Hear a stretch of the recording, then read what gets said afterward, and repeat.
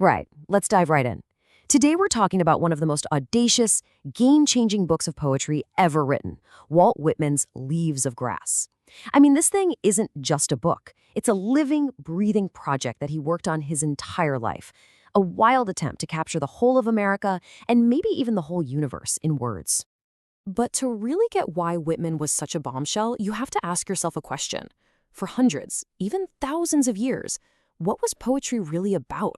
What was its main job? Well, if you ask the great poets of the past, they had a pretty simple and pretty epic answer. Whitman actually sets this up in the book. He imagines the ghost of all past poets rising up to challenge him, basically saying, "Hey you, what do you think you're singing about? Don't you know there's only one subject grand enough for a real poet? And that subject is war, its heroes and battles." Now, here's what's so cool about Whitman. He doesn't back down. He doesn't say, "No, I'm going to sing about flowers." Instead, he looks that phantom right in the eye and says, "You want a war? Oh, you're going to get a war." But he completely changes the rules of the game. He's taking on the challenge, but it's going to be on a brand new American battlefield.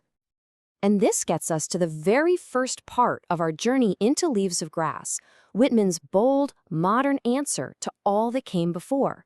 He's going to write about war, all right, but a completely different kind of war.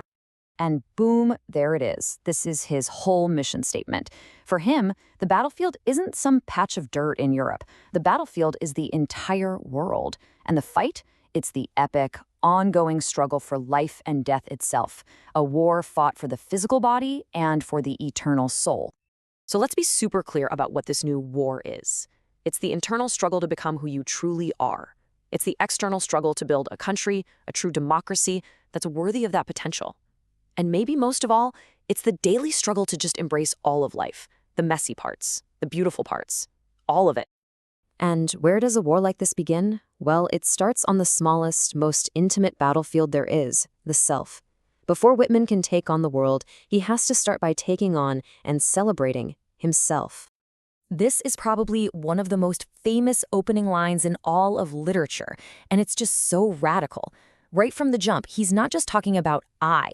He immediately grabs you, the reader, you, and says, "Hey, we're in this together. We're made of the exact same stuff, right down to the atom." It's incredibly intimate. And this is the core of his philosophy. The big idea is that if you can truly, deeply understand your own individual self, with all your quirks and contradictions, you actually hold the key to understanding all of humanity. The personal, for Whitman, is universal. Okay, so once he's established that foundation of the self, the camera starts to pull back. Whitman takes this idea and applies it to the huge, chaotic, beautiful mess that was 19th century America. So, how on earth do you write a poem about a country this big and this diverse? His brilliant solution was something we now call the Whitman catalog. He just unleashes these incredible, rushing, dizzying lists that try to cram in absolutely everyone and everything he can think of. And you can just feel the energy thrumming through these lists, right? He's got the woodcutter, the young wife, the hunted slave, the fancy art expert, the pilot on the river, the mother with her baby, and yeah, even the prostitute on the street. No one is left out. Everybody gets a place in the Song of America.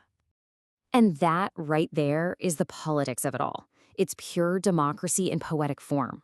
In Whitman's vision, every single person is an equal and essential slice of the American pie. The president isn't any more important than the outcast. The artist isn't any more vital than the laborer. Everyone matters. So you've got this nation of millions of unique, stubborn individuals. What in the world is supposed to hold it all together? For Whitman, the answer wasn't just laws or a constitution. It was a kind of powerful, democratic love, a deep comradeship. He has this really touching personal moment in the book where he sees this amazing oak tree just standing there, beautiful and completely self-sufficient. And instead of admiring its strength, he has this profound realization. That is not me. He knows deep down that he absolutely needs other people. Connection is his oxygen. He actually gave this idea a name. He called it adhesiveness. It was his word for that powerful, sticky bond of friendship and deep affection between people. Specifically between men in his writing.